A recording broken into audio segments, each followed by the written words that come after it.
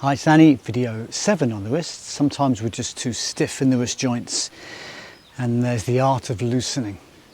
So feel free to join in with a little flexion extension. Small range, but quite quick. Yes, you could do the ulnar and radial deviation. You can do more of a circumduction. Get a little more animated with your elbow, like you're shaking water off your hand. You can bring your shoulder into this. And as well as by the side, like a climber who's taking a rest with one arm, and may just shake out the wrist.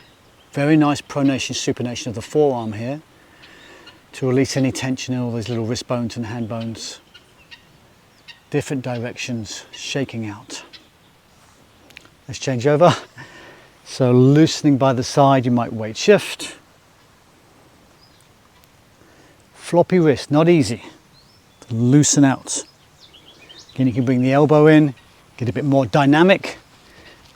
Without flicking more, the shoulder can join in. You can play with rotation. Flicking, loosening, shaking out, different directions. Perhaps a bit of both together. So going through all the motions of the wrists, but in a loosening way. So as you check in right now and feel that, there's a nice flow, there's a nice energy, less stiffness, more readiness for your strength training. Thanks for joining in today.